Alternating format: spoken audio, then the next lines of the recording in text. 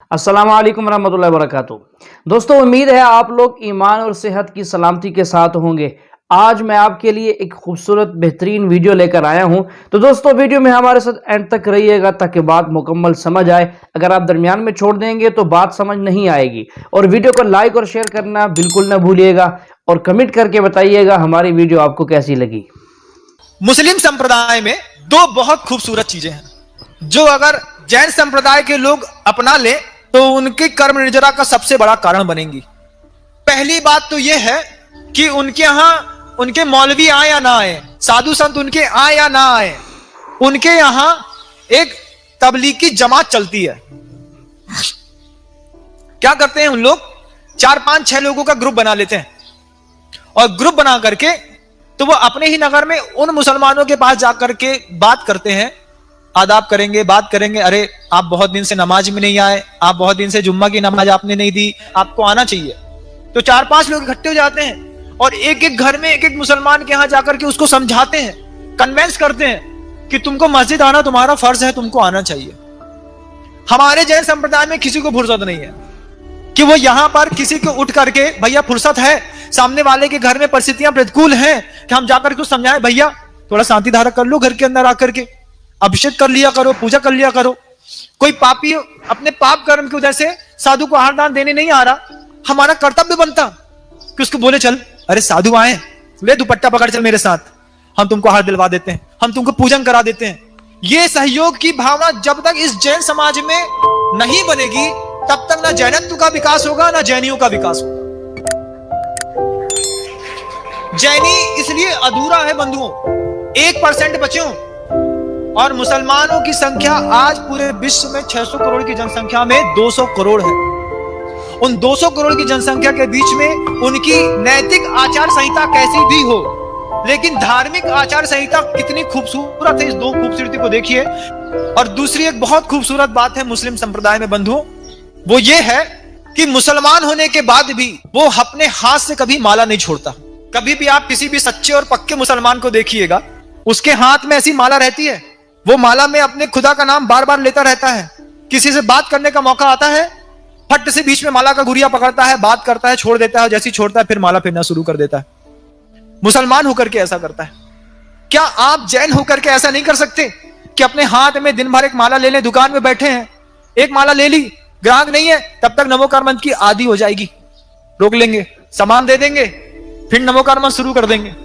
क्या है इससे? क्या होगा महाराज? कर्म निजरा का अभूतपूर्व कारण है। यह माला उसका सर्व पाप प्रणाशनो, जिस मंत्र के लास्ट में अंत में लिखा गया कि यह पंच नमस्कार मंत्र सब पापों का नाश करने वाला है। माला नहीं फेर सकते? कर सकते हैं महाराज, फिर करते क्यों नहीं? क्या बताएं महाराज, जब भी फुर्सत मिलती है तो व्हाट्सएप खोल लेते हैं, इंस्टाग्राम चैट बुक चलाने लगते हैं।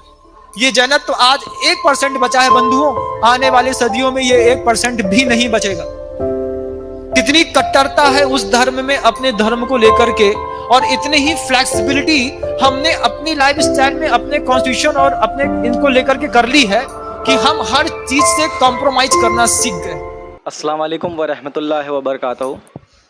मेरा नाम मनोज कुमार गौड़ है। मैं यूपी ईस्ट कानपुर का रहने वाला हूँ। मैं अभी जस्ट मुंबई में नया हूँ, मुझे यहाँ पे कोई नहीं जानता, कुछ दीनी भाई है जो मुझे जानते हैं यहाँ पे। सबसे पहले मैं आपका शुक्रिया अदा करना चाहता हूँ इस मंच के थ्रू, जो हमारे डॉक्टर जाकिर भाई ने यहाँ के थ्रू इतने सारे लोगों के बीच में मुझे ये मौका दिया कि मुझे आ करके अपनी किसी बात को कहने का मौका मिले। मैं एक ऐसी फैमिली से बिलोंग करता हूँ जो कि इतनी सेपरेट फैमिली है, जो कि मुसलमान का नाम नहीं सुनना चाहती है। इवन मेरे घर में मुझे पीस चैनल को देखने और सुनने की परमिशन नहीं है। फिर भी अल्लाह तबारक व तआला का एहसान है, करम है उनका कि मैं अपनी फैमिली का सबसे बड़ा बेटा हूँ और मुझको अल्लाह तबारक व तआला ने चुना और ज़रिया बना पीस चैनल, जिस पे मैं डॉक्टर जाकिर नायक और डॉक्टर इसरार अहमद, शेख सनाउल्लाह, जिनकी तकरीरें सुनता था, जिनसे मेरे सारे मिसकंसेप्शंस दूर हुए। और यूपी ईस्ट का रहने वाला हूँ। मेरी उम्र 25 साल है। मैं मुंबई में पहली बार आया हूँ। मैं यहाँ पे किसी को नहीं जानता था और अल्लाह तबारक व तआला से यही दुआ करता था कि अल्लाह ताला, जब आपने मेरे को यहाँ तक पहुँचाया है कि इस्लाम को सही और गलत का जो मेरा कन्फ्यूज़न था वो सारा दूर हो चुका, तो अब मुझे ऐसी जगह पे पहुँचाइए जहाँ पे मैं इस्लाम को पूरी तरह से फॉलो कर सकूँ। क्योंकि मेरी फैमिली में पूरे के पूरे फैमिली के मेंबर्स अगेंस्ट कोई भी बंदा मेरी बात सुनने के लिए तैयार नहीं। मैं अपने घर में इस तरह से रहता था कि जैसे एक लैंडलॉर्ड के यहाँ कोई एक किराएदार रहता है, बिल्कुल इस तरीके से बिल्कुल नेग्लेक्ट करके वो लोग मुझे रखते थे। मैं ये मैसेज उन अपने घर वालों को भी और उन हज़ारों लोगों को जो मुझे यूपी ईस्ट के जानते, पूरे यूपी ईस्ट का पूरा बंदा जो भी मुझे देख रहा होगा, जो मुझे जान रहा होगा, उन तक ये मैसेज पहुँचाना चाहता हूँ कि इस्लाम कोई भी ऐसा काम नहीं करता है जिससे किसी माशरे को नुकसान पहुँचता हो। ये कोई टेररिज्म नहीं है, ये कोई ऐसा काम नहीं करता जिससे किसी को नुकसान पहुंचता हो।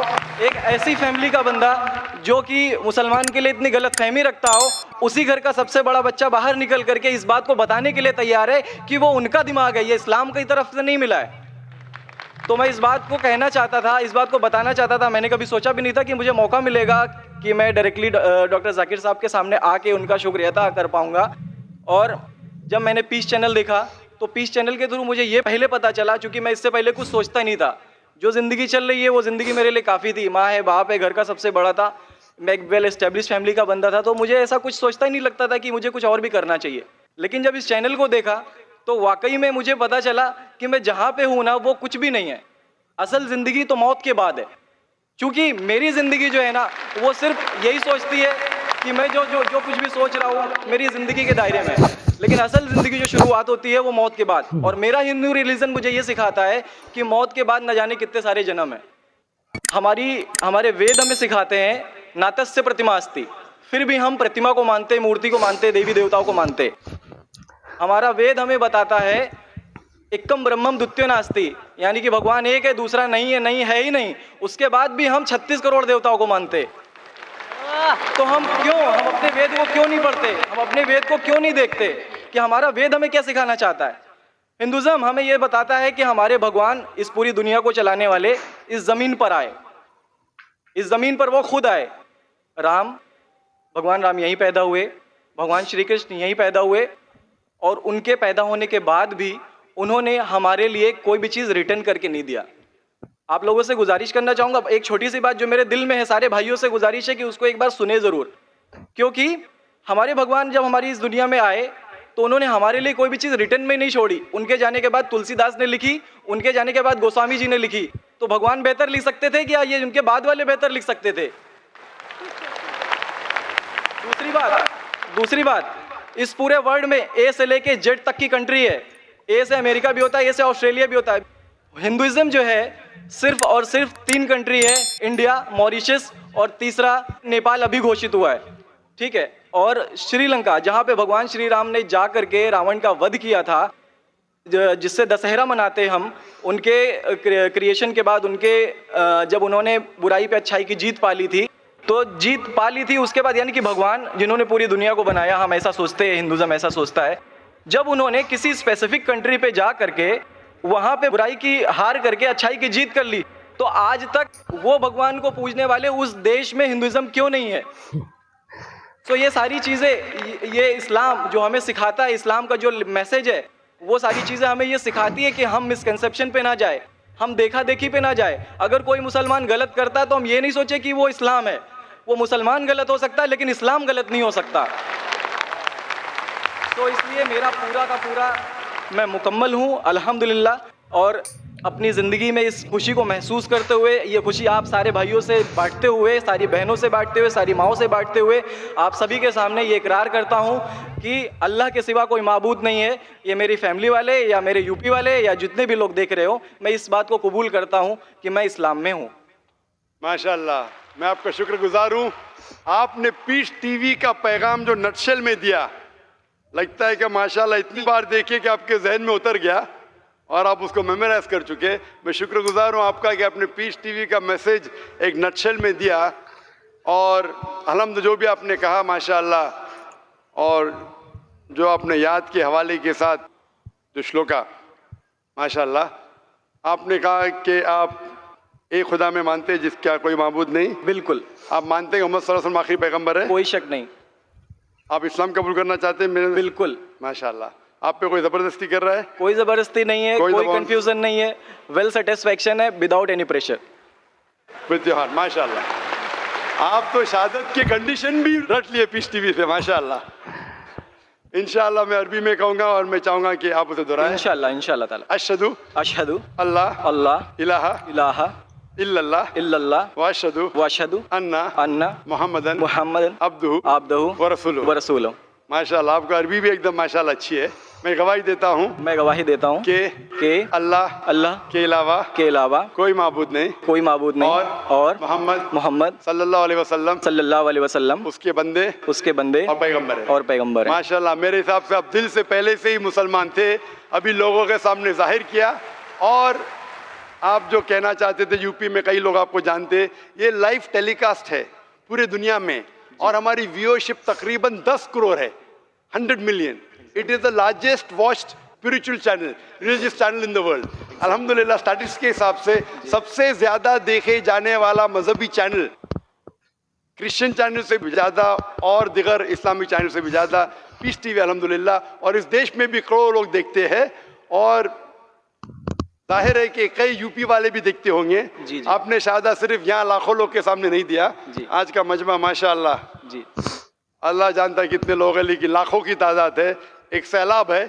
इनके अलावा करोड़ों लोग पीस टीवी पे देखते, उनने भी आपकी शहादत को सुना, आपके शॉर्ट मैसेज को सुना। मैं इसके लिए शुक्रगुजार हूँ। अल्लाह सुब्हानहू व तआला से दुआ करता हूँ कि आपको इस दुनिया में बेहतरीन जिंदगी दे, लेकिन आखिरत में और बेहतरीन जिंदगी दे। और आप जानते हैं कि आपने दुनिया के ऐशो आराम को ठुकराया क्योंकि आप जानते हैं कि आखिरत की जिंदगी इस दुनिया से बेहतर है। फिर भी अल्लाह ताला फरमाते हैं कि दुआ करो कि इस जिंदगी में भी, सूरह बकरा सूरह नंबर 2 आयत नंबर 201 में, रब्बना आतीना फिद दुनिया हसनतों व फिल आखिरत हसनतों के नाज़ाबिन नार। मैं दुआ करता अल्लाह ताला से कि आपको इस जिंदगी और आखिरत में भी सबसे बेहतरीन जिंदगी दे और आपको जहन्नम से बचाए और आपको जन्नत में डाले। आमीन आमीन सुम्मा आमीन। जज़ाकल्लाह शुक्र। जी, मेरे कुछ दोस्त कुछ भाई है जो मेरा नाम मुस्तफ़ा के लिए बोल सकते, तो ये नाम कंटिन्यू कर सकते। मुस्तफ़ा माशाल्लाह बहुत अच्छा नाम। भाई साहब चाहते हैं कि मुस्तफ़ा अच्छा नाम है, बिल्कुल अच्छा नाम है जी। मुस्तफ़ा माशाल्लाह बहुत अच्छा नाम है और आप अपने आप को मुस्तफ़ा बुला सकते हैं माशाल्लाह। गुजारिश आपसे कि एक हिंदी में कुरान शरीफ अगर मुझे मिले तो। जरूर, आप अगर स्टेज पे आ सकते हैं मैं आपको इंशाल्लाह इंशाल्लाह। अस्सलाम वालेकुम।